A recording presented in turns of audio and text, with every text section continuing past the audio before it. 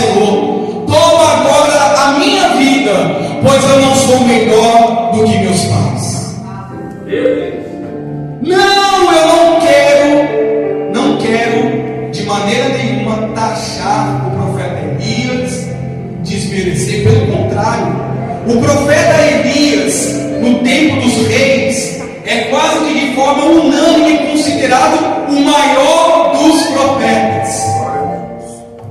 Então, meu irmão, minha irmã, mas aí eu quero já que você medite, pensa comigo. Imagina ali Elias debaixo de um zimbro, de uma árvore, no deserto, debaixo de um zimbro, com a cabeça baixa, se sentindo cansado. Quem está me entendendo? Cansado.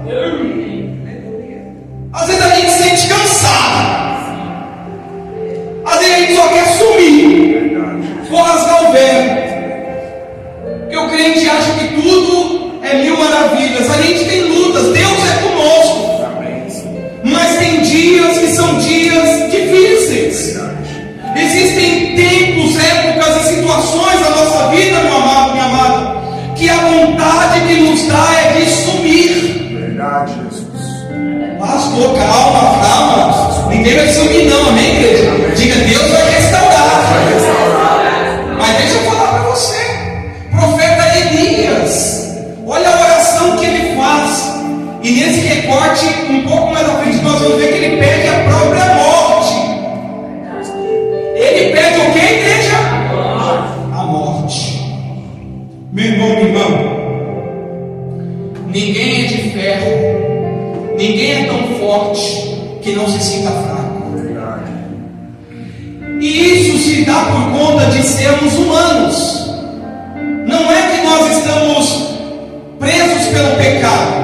Não é que nós estamos sendo lançados na fraqueza pelo poder do pecado. Não, porque Jesus Cristo nos libertou do poder do pecado. O pecado não tem mais domínio sobre a nossa vida, porque Jesus Cristo nos libertou. Mas a gente continua sendo humano, que precisa dormir, que precisa comer, que precisa descansar, que de vez em quando precisa apertar o botão de desliga. E aqui está falando com vocês alguém que é difícil de achar esse botão.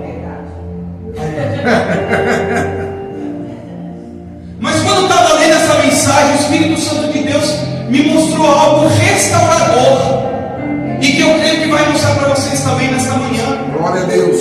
Porque a gente corre tanto, a gente resolve tudo, a gente quer entregar tudo, e muitas das vezes a gente não está olhando para nós mesmos também. E não é egoísmo. Nós precisamos de restauração, nós precisamos de descanso também. E às vezes a pessoa entra numa depressão, às vezes a pessoa entra num estado de depressão, num estado de melancolia. Vocês vão ver o contexto desse texto de Elias, o que levou ele a chegar a ponto de pedir a própria morte. Aleluia! Mas antes, olha aqui comigo. Estamos falando do profeta Elias, repito, é quase que unânime entre os historiadores, os teólogos, que o profeta Elias, dos profetas maiores, ele foi o maior desde a época dos reis. E olha quais são os grandes feitos do profeta Elias: o decreto da grande seca, amém? Nós vamos dar uma lida bem rapidinho. Multiplicação dos alimentos. Você acha que a multiplicação Jesus fez, mas Elias também multiplicou, orou pela multiplicação. Ressurreição do filho da viúva. O fogo no Monte Carmelo, que inclusive foi o gatilho que levou Elias a essa situação que nós vamos meditar juntos. Porque às vezes a gente não percebe, meu irmão. Às vezes a gente não percebe, meu irmão. Olha para mim, por favor. Olha para mim, por favor. Às vezes a gente não percebe, mas existem gatilhos que estão nos levando ao desgaste mental, físico e principalmente espiritual. Verdade. E às vezes a pessoa diz: eu não consigo, eu tento, eu não consigo. Sabe por que não está conseguindo? Porque está esgotado.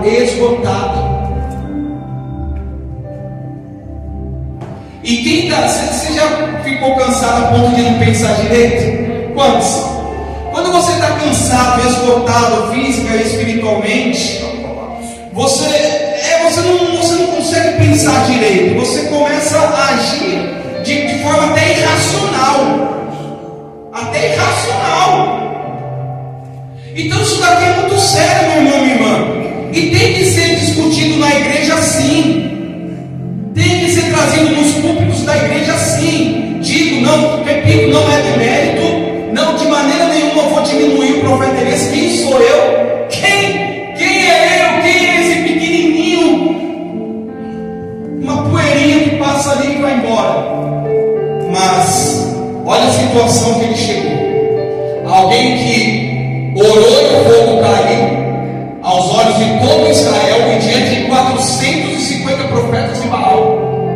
Depois ele orou pelo fim da seca. Caiu fogo contra os soldados. A abertura do Rio Jordão. Olha só, isso daqui é um resumo, é o que está relatado. Agora o que Elias fez e que não está relatado? Fora que eu coloquei um adicional para vocês que Elias foi arrebatado aos céus. Elias não viu a morte.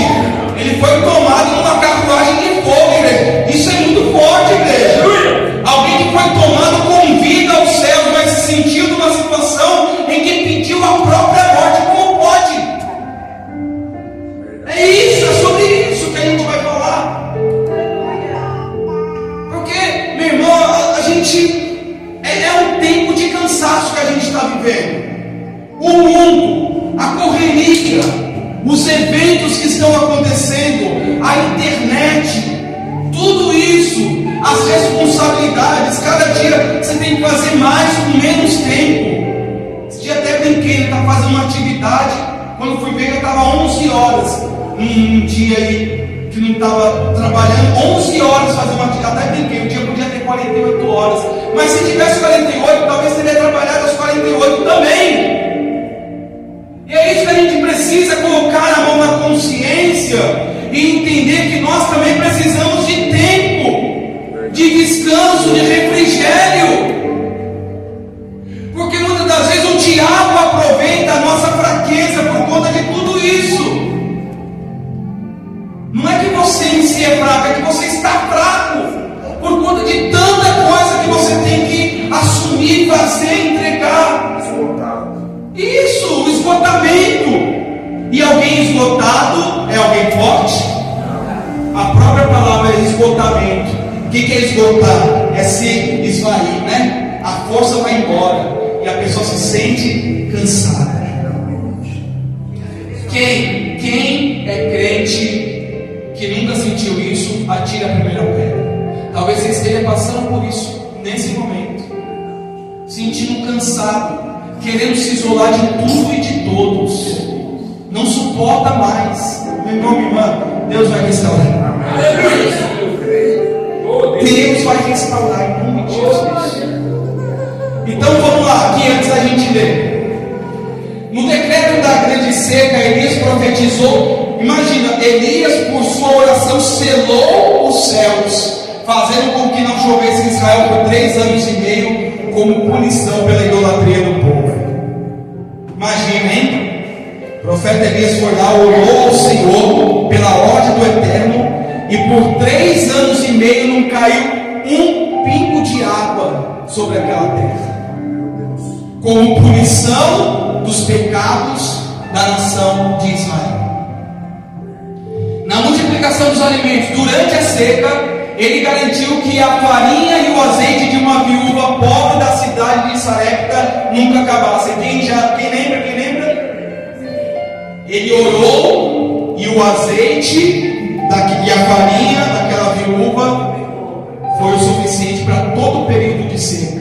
Multiplicação. E uma mulher estrangeira de Sarepta. Isso é importante. Não foi entre as viúvas de Israel, foi uma viúva estrangeira, mas Deus deu ordem para ele multiplicar o azeite e a farinha. Não faltou azeite na botija e não faltou farinha. Glória a Deus, glória a Deus. oração do filho da viúva. Ele clamou, essa mesma viúva, depois de um tempo o filho dela morre, né? E ele clamou, e inclusive foi uma oração, né? Porque a mulher era estéril. Não é isso? Vocês estão pegando o texto aí? Amém. E aí ele orou, a mulher teve filho. E depois de um tempo esse filho morreu. E a viúva chegou até ele e disse: olha, se o Senhor viesse ressuscitar, se o Senhor viesse trazer à baila o meu pecado, porque eu queria tanto um filho, tive um filho, agora ele morreu. Elias foi lá, orou, e o menino ressuscitou. Amém. Glória a Deus.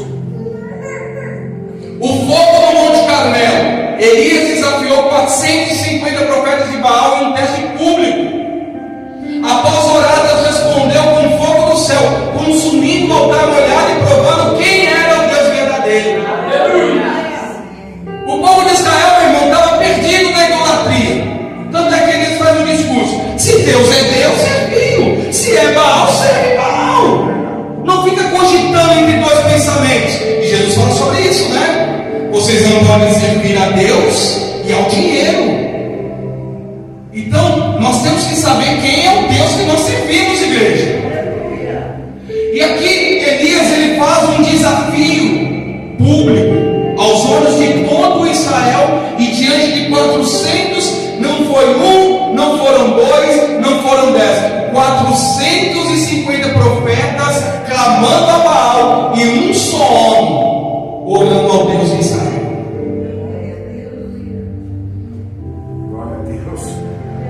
E Deus responde com fogo. O nosso Deus é Deus que responde com: meu irmão, minha irmã, Deus está derramando fogo na tua vida para te purificar, para arrancar o que não presta, para te restaurar. Nesta manhã Deus vai te restaurar. Deus vai te levar no descanso, porque Deus tem um tempo de descanso para o seu povo. Fim da seca por oração. Logo após o confronto no Carmelo, Elias subiu ao monte para orar intensamente, trazendo uma grande chuva que encerrou a seca. Elias orou, até que Deus mandou chuva, e a seca de 3 anos e meio se encerrou. Bom ou não? Ótimo. Fogo como os soldados. Mandou, Elias se tornou especialista em fogo do céu, né? Se tornou um homem especialista em fogo do céu. Aí me lembra os filhos do trovão, né? Todo bravo, querendo orar para Jesus descer fogo do céu e consumir o samaritano. Não, calma. Não é mais assim, não. Agora misericórdia. Querendo pedir fogo, né? Às vezes a gente não sabe o que pede, né, igreja? Mas ele, eu acho que foram 3 tropas que o rei mandou, o rei Acasias, e o fogo caiu. Até que chegou um pelotão e falou: não, por favor, não manda mais fogo, não. Vamos até o rei, pelo amor de Deus, profeta. Meu irmão, minha irmã, agora me fala uma coisa. Alguém com isso foram experiências naturais ou sobrenaturais? Sobrenaturais. Muito sobrenatural. Muito sobrenatural. Abriu o Rio Jordão na sua cheia, quando as águas estavam transbordando. Glória a Deus. Fogo caindo do céu. Glória a Deus. Seca, término de seca. Glória a Deus, Pai. Mas quem aqui já viveu grandes coisas sobrenaturais com Deus? Não, é verdade. Quem já viveu sobrenatural com Deus? Pastor, o senhor, inclusive, um tempo atrás, o senhor relatou aí do menino que colocou o rosto sobre ele e orou. Teve um irmão meu que desmaiou no banheiro um tempo atrás. Meu filho de 15 anos, Davi, ele era pequeno ainda, então já faz um tempinho. Mas minha mãe ficou desesperada, e aí eu pedi uma palavra para o Senhor, meu irmão nu, pelado no banheiro. Deus deu um grande livramento, que ele caiu entre o banheiro pequeno, entre a bacia do banheiro, e ali, assim, caiu de cara no chão, desmaiou lá, não sei o que aconteceu, e estava assim, eu não vi a pulsação, mas estava assim, respirado, desapagado. Minha mãe entrou em colapso, desesperada. Eu fui, orei ali pela misericórdia, abri esse teatro e falei: Senhor, fala comigo na palavra, chovendo, eu liguei o chuveiro, e e falou, colocou o rosto sobre o rosto do menino e orou. Eu fui, orei, dei um soco. Meu irmão voltou, para a glória de Deus. Eu também estou muito bem, não foi por isso. Diante do sangue de Jesus, irmão. Meu irmão, minha irmã, então, Desculpa interromper. essas são experiências sobrenaturais. Nós já vimos coisas maravilhosas. Mas deixa eu te falar uma coisa. Não são essas experiências que vão nos sustentar no dia mau. Verdade. Quem me entender, vamos viver no sobrenatural, mas elas não vão nos sustentar no dia mau. Porque as experiências que nós temos sobrenaturais, elas têm que nos aproximar mais do Senhor. Mas o que vai nos sustentar no dia mau é a presença de Deus.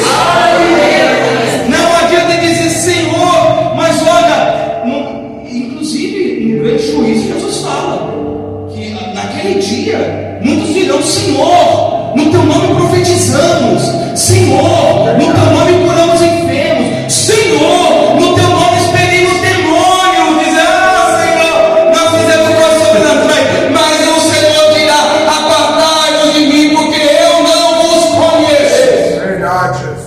Não é fazer, é em primeiro lugar ser de Deus. É isso que vai nos sustentar no dia mau. Amém, Jesus. E a Bíblia diz que eles serão muitos. Por quê? Porque o mundo jaz no maligno. Nós estamos em luz. Então nós estamos combatendo o mundo. Verdade. Glória a Deus. E o mundo nos cansa. E o mundo quer nos esgotar. Posso dizer, o mundo quer nos lançar na sarjeta. Porque é o diabo que está nesse mundo. Abriu o Rio Jordão, bateu nas águas do Rio Jordão com sua capa, abrindo o rio no meio para atravessar a pé junto com seu sucessor Eliseu. Bom não. E para terminar um pouquinho adicional ali, arrebatamento aos céus. Elias não passou pela morte natural, ele foi levado vivo ao céu por um redemoinho acompanhado por uma carruagem e cavalos de fogo. Glória a Deus. Mas ele fez uma oração que, se você pega só esse recorte, você diz, poxa, que oração? Ele ainda bota como testemunho no Apocalipse. Ó, eu vou até adiante. Amém, Jesus. No monte da transfiguração, com quem Jesus encontra, a Bíblia é clara: Moisés e Elias, a lei e os profetas. Aí lá no Apocalipse fala das duas testemunhas. Não está claro, lá não fala claramente que é Elias e Moisés, mas pelos sinais que se fazem, muitos ali dizem que parece ser Elias e Moisés. Mas o fato aqui é que nós estamos falando de um profeta que depois voltou transfigurado no monte para falar com Jesus. Meu irmão, minha irmã, é muito profundo isso, meu irmão. E Moisés também, né? Foi para o Monte Nebo, morreu sozinho, ninguém viu o corpo de Moisés. Então, tem mistério, amém? Mas vamos deixar o mistério no mistério. O que é revelado é para a gente, o que não é de Deus. Aleluia! Ó, o título é Isabel ameaça Elias. Eu coloquei ali entre parênteses uma consideração, o pedido do profeta Elias. Mas o título é Jezabel ameaça Elias. Está aberto aí? Vamos lá. E Acabe fez saber a Jezabel. Acabe era todo medrosinho, né? Qualquer coisa é correr para Jezabel. Me magoou. E Acabe fez saber a Jezabel tudo quanto Elias havia feito e como totalmente matara todos os profetas à espada. Então Jezabel mandou um mensageiro a Elias a dizer-lhe: assim me façam os deuses e outro tanto, se de certo amanhã a estas horas não puser a tua vida como a um deles. Igreja, por favor, faça uma pausa, por gentileza. Eu estou falando nisso porque quando tinha a vinha lá a vinha de Nabote, foi a mesma coisa. Eles, Acabe foi lá, me dá seu terreno. Não dou não. Aí correu para casa e ficou chorando, todo choroso. Aí Jezabel aparece: o que foi, rei? Eu queria o terreno lá e eu não quis me vender na Nabote. Ela foi lá, levantou uma falta acusação contra Nabote e matou o coitado.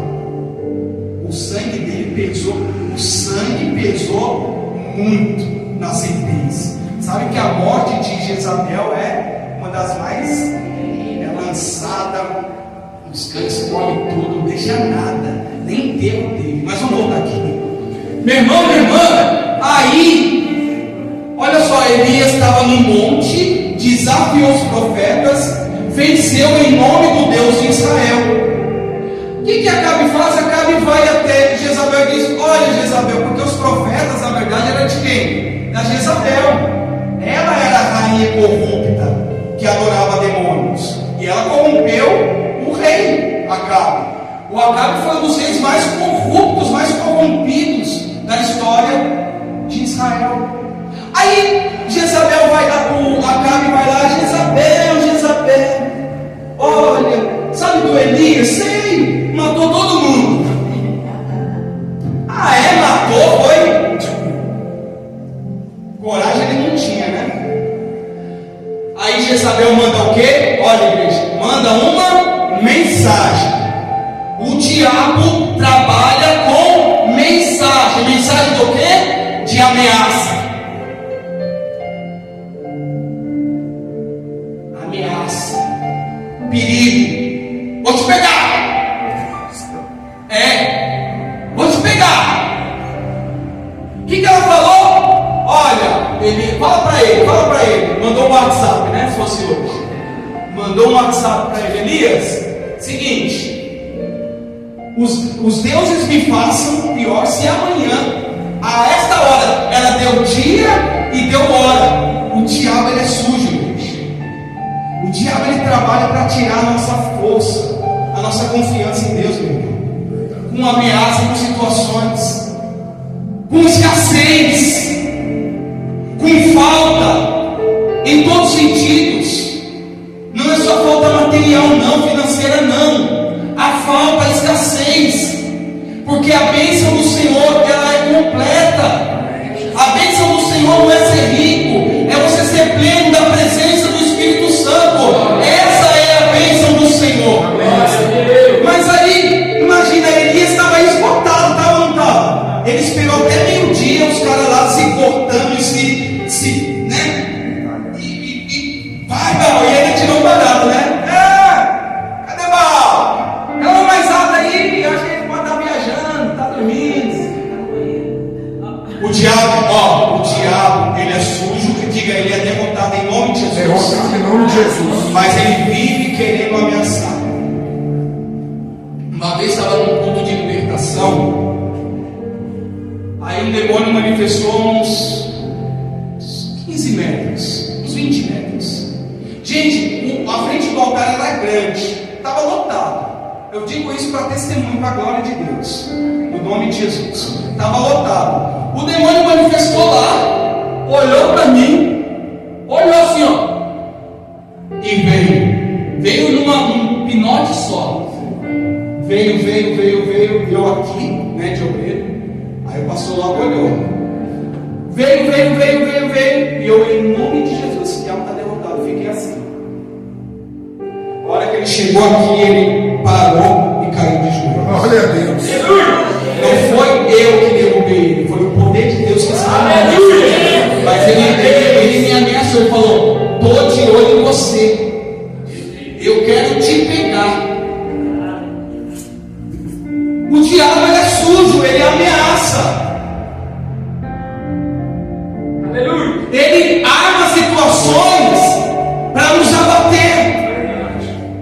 E foi o que o capeta que estava nessa rainha do inferno mandou dizer: Elias, eu vou te pegar, eu vou te matar. Se prepara, porque amanhã, a estas horas, tenha certeza que eu vou fazer com você o que você fez com eles. Imagina Elias, tinha saído de uma batalha espiritual, só foi orar depois do meio-dia, fez todo aquele ritual, encheu as varas e clamou, e Deus respondeu fogo. Espiritualmente, Isaías estava como? Esgotado. É aqui, meu irmão, ponto. É aqui, meu irmão, ponto. Tem batalhas que nos tiram a força. Tem Tem lutas que a gente entra. Por isso que, olha, eu vou falar com sinceridade, verdade, honestidade. Nem toda batalha vale a pena você entrar. Tem batalhas que não são suas. Tem batalhas que você não foi convidado a entrar. E quando você entra, você acaba se ferindo. Verdade, Pai. Verdade, Jesus. Porque batalha tira a força vital. Por isso que o Espírito Santo é chamado o quê? O Espírito renovador. Quando o seu celular ficar fraco, o que você faz? Põe na tomada para carregar. Você acha que a sua vida espiritual não se esgota? E quanto maior a sua batalha, maior a força que essa batalha tira de você. É mundo espiritual, igreja, é mundo espiritual. Então às vezes você está sentindo desanimado, cansado, não quero saber de mais nada, não vou mais lutar. Sabe o que é? A sua força espiritual se esgotando. Então Elias tinha acabado, hein, pastor, de sair de uma batalha tremenda. E ali o nome do Senhor foi glorificado. Mas ele ainda estava como? Ainda, sim ou não, igreja? Ele ainda precisava se restaurar. E tanto é que depois dessa batalha, a gente não vai entrar na oração do Monte Oreb, não. Mas vamos caminhar. Aleluia. Aleluia. Ó, 3. O que vendo ele, se levantou e para escapar com vida se foi e veio a Berseba ou Berseba, que é de Judá, e deixou ali o seu moço. Irmão. Quando Elias ouve a ameaça, o que ele faz? Ele se levanta e foge.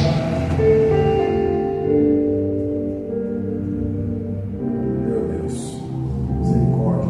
Está entendendo? Ele fugiu. Aquela ameaça nesse momento surtiu um efeito que trouxe medo da sua vida. Não está escrito? Ó, para escapar com vida. Se eu ficar aqui, eu morro. Então eu vou fugir. Eu preciso falar isso. Tem situações que a gente quer sumir, escapar. É tão profundo que ele deixa o moço dele. Ele estava tão, imagino que o estado ali de angústia, de aflição dele está tão grande que eu vou sozinho. E o moço dele seria, em teoria, o sucessor, que depois Deus preparou Eliseu. Mas ele diz: não quero ninguém comigo, vou fugir daqui, vou correr, vou escapar com vida. Repito, igreja, o grande homem de Deus, profeta Elias, não há demérito, amém, igreja? É uma situação a qual ele enfrentou. A Bíblia está muito clara, não estou aqui tirando palavras. A Bíblia diz que ele fugiu para guardar a vida dele, ele temeu pela vida. Deus podia livrar? Mas ele resolveu fugir. Meu amado, minha amada, tem dia que a gente acorda que a vontade é estar sozinho, sozinha, e ficar isolado numa ilha. É assim ou não é?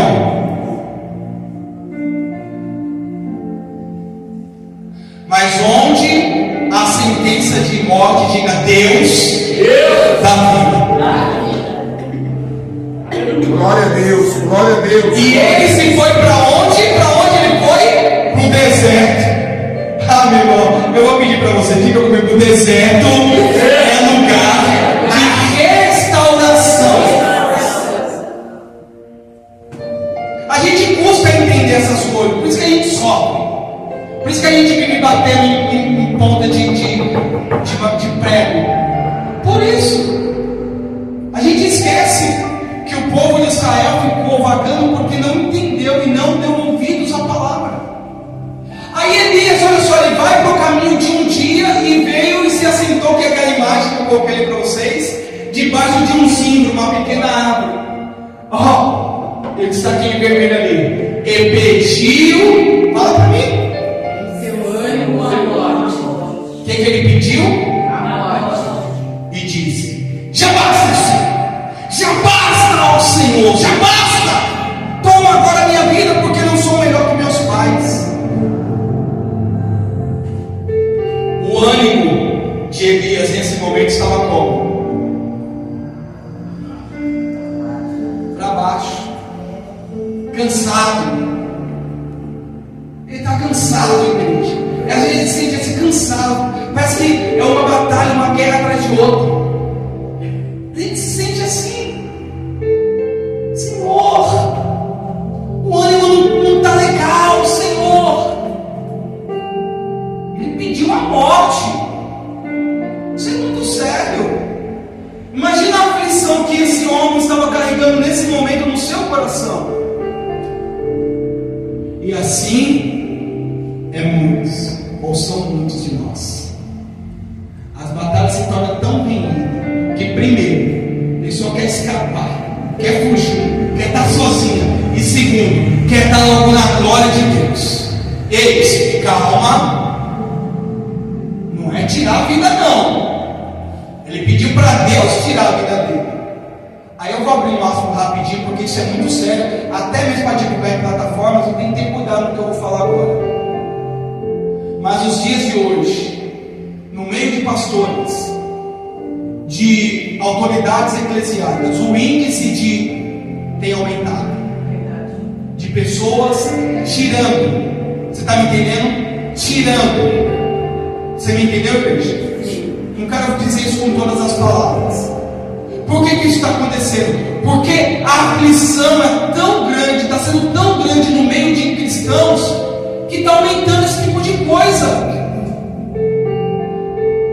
E a gente esquece que quando a gente está numa situação dessa, querendo fugir, querendo sumir, o lugar que nós temos que estar é aos pés do Senhor. Para que o Senhor, meu irmão, restaure. Porque você olha para um lado, é guerra, você olha para o outro, é batalha, você fala, meu Deus, meu Deus, meu Deus, meu Deus. E é Ele, e é o nosso Deus. Ele é o nosso refúgio. Ele é o nosso esconderijo. Porque aquele que habita, aquele que se esconde no Senhor, sobre as tuas asas terá livramento. Aleluia, glória a Deus.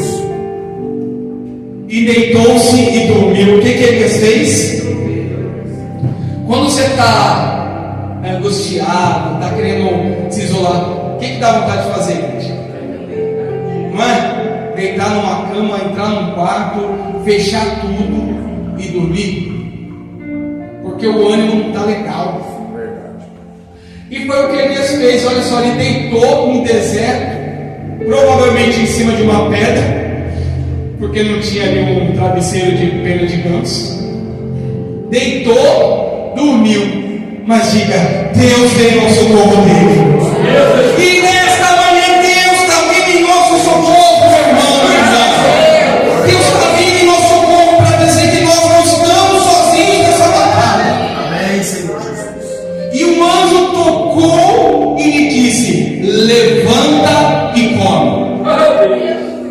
Deus te manda levantar. Glória a Deus. Coma, coma, coma. Glória a Deus. Coma do pão dos céus. Glória a Deus. Beba da água que Jesus tem para te dar. A água que jorra para a vida eterna. A água tem uma função, né? De nutrir, de nos saciar, de limpar, né? Fazer todo um processo de limpeza. Beba de Jesus. Porque Jesus vai te levantar desse estado de angústia. Não ficará, em nome de Jesus. E olhou, e eis que a sua cabeceira estava um pão cozido sobre as brasas e uma botija de água. E comeu e bebeu e tornou a deitar-se. Elias teve que cozinhar. Deus trouxe a providência. providência. Porque afinal de contas, você tem uma aliança com Ele. Ele não vai te deixar sozinho. Ele vai te mandar socorro. Deus deixou Elias caminhar um dia, chegar lá no deserto. Deus deixou ele deitar, lamentar. E às vezes passa esse momento de lamento. Fala, Senhor, eu não sou assim. Eu não sou dessa forma. Eu não estou me reconhecendo, eu estou me lamentando. Porque às vezes a sua situação está tão difícil que você precisa pôr isso para fora. Eu vejo rostos sendo transformados. Amém. Glória a Deus, Pai. Mas depois que passou o tempo do lamento, veio a providência. Porque o nosso Deus não deixa os seus filhos no lamento. Aleluia! E aí o anjo preparou o pãozinho cozido, hein? Pãozinho na brasa, cozidinha, botija da água. A hora que ele olhou, oh glória! Oh glória a Deus! O Senhor preparou.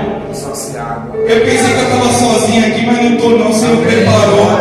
O Senhor está me saciando. Amém, Jesus. Mas ele voltou a dormir. Deus lhe pediu. O anjo pediu. O anjo deixou ele dormir de novo. Meu irmão, minha irmã, há um tempo para todas as coisas. Não adianta querer acelerar o processo. Há um tempo para todas as coisas. Confia, descansa no Senhor. Amém. Glória a Deus. O que ainda não aconteceu, vai acontecer. E quando acontecer, será glorioso. Amém. Jesus. Em nome de Jesus. Você vai dizer, Senhor, valeu a pena esperar, Jesus. Valeu a pena, Jesus.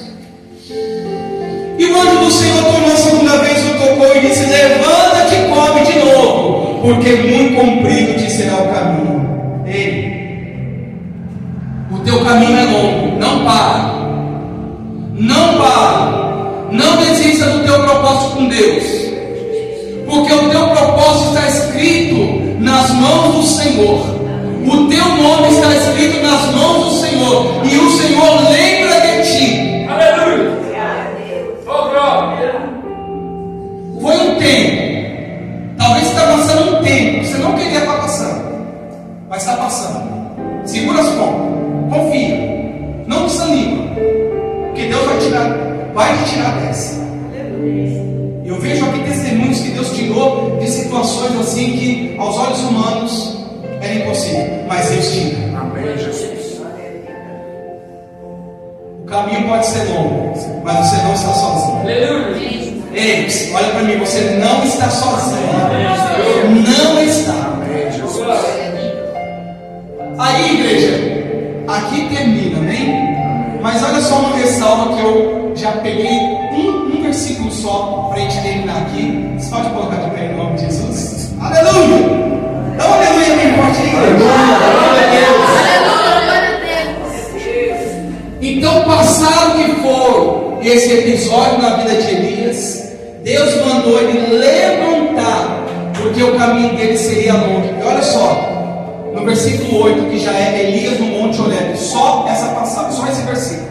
Levantou-se, pois, e comeu e bebeu, e com a força daquela comida caminhou 40 dias e 40 noites até Horebe, o monte de Deus. Aleluia! Você sabe qual que era a jornada de onde Elias estava até o Monte Horebe? Era de 10 a 12 dias. Mas ele caminhou 40 dias. Sabe o que eu vejo com isso? Que era o tempo que era necessário para ele ser restaurado. Ele podia ter chegado mais rápido, mas Deus não deixou. E aqui, eu vou usar o termo cabalístico, né? Apocalíptico. 40 dias tem uma representação profética muito forte, muito poderosa. Moisés, 40 dias. E você sabe que o Monte Horebe também é chamado Monte Sinai, o mesmo monte. Jesus Cristo, 40 dias no deserto. Então, Deus, olha o que eu vou dizer, igreja, é tão profundo que Deus respeita o nosso tempo de restauração. Amém, Jesus. Porque às vezes a gente acha que vai ser restaurado em 10 dias. Deus fala: não, eu vou te restaurar em 40. Amanhã eu quero estar bem. Você fala: ainda não é hora. Você está passando ainda pelo processo.